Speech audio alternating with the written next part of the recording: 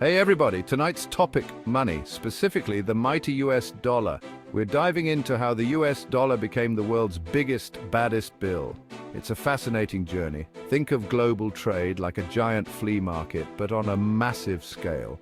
Everyone's buying and selling, but instead of haggling over vintage spoons, it's oil, cars, and microchips. These are the lifeblood of modern economies. And guess what? Most transactions happen in US dollars. That's dollar dominance, folks. It's everywhere. It's like having your currency be the default language of international business. Convenient for America? Sure. It simplifies a lot of things, but it comes with a whole lot of baggage for everyone else. Other countries often struggle with this dominance. The dollar's dominance isn't some happy accident. It's a result of strategic moves and historical events. It's rooted in history, power, and a little thing called the Bretton Woods Conference. This event reshaped global finance. Buckle up, because we're going for a ride through the wild world of global finance. It's a journey full of twists and turns. Picture this, sir. 1944, World War II is winding down. The global economy trashed. Countries are in ruins, economies are shattered, and the world is desperate for a solution to prevent another catastrophic financial collapse. So a bunch of countries meet in Bretton Woods, New Hampshire, to figure out how to avoid another economic disaster. Representatives from 44 allied nations gather to discuss and devise a plan that would stabilize the global economy and foster international cooperation. Their solution, the Bretton Woods Agreement. This landmark accord aimed to create a framework for economic stability and growth. This agreement established a new global monetary order. It laid the foundation for modern financial systems and institutions that we still rely on today. At its heart, the US dollar pegged to gold and everyone else pegged to the dollar. This meant that the value of other currencies was directly linked to the value of the US dollar, which in turn was tied to a fixed amount of gold. Think of it like a giant game of financial limbo.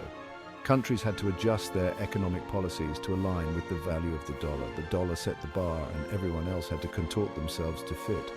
This created a system where the US had significant influence over global economic policies.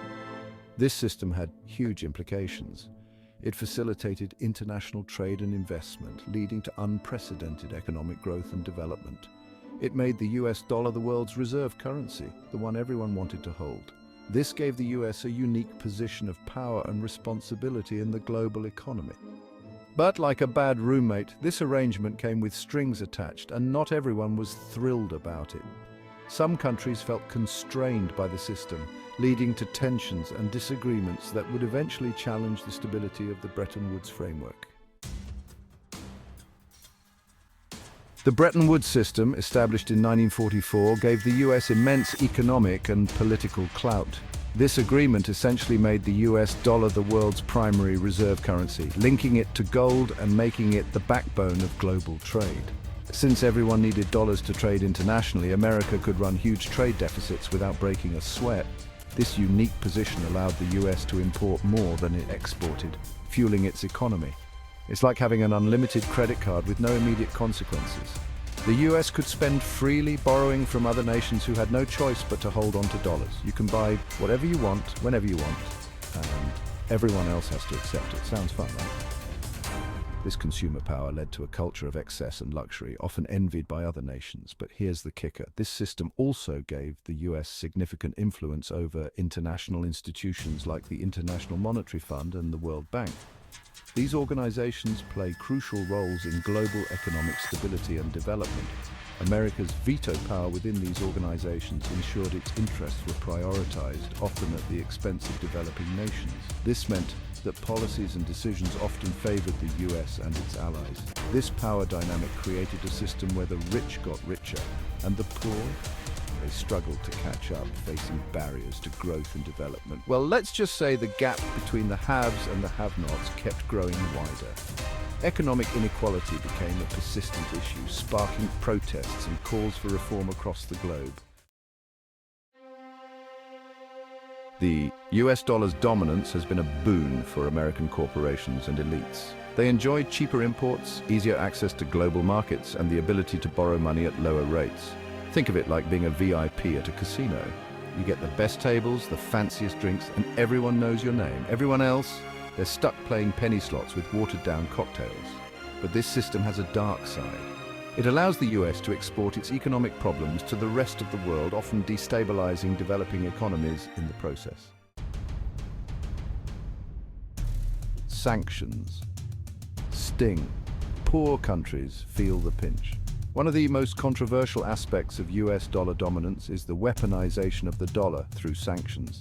By controlling access to the global financial system, the US can cripple economies and punish countries it disagrees with. It's like having the power to cut off someone's electricity or water supply. Sure, it might force them to negotiate, but it also hurts ordinary people who had nothing to do with the situation. These sanctions often disproportionately impact developing countries, limiting their access to essential goods, services, and financial markets. It's a blunt instrument that often causes more harm than good. BRICS steps up. Can 5 become 1? Enter BRICS: Brazil, Russia, India, China, and South Africa. These emerging economies are tired of playing by America's rules. They're like that group project where one person does all the work and everyone else gets an A. They've been steadily increasing their economic cooperation and challenging the US-led financial order. They are like the new kids on the block, ready to shake things up and rewrite the rules of the game. Their goal? To create a more multipolar world where power is distributed more equitably, and they're not just talking the talk, they're walking the walk. BRICS's bold plan.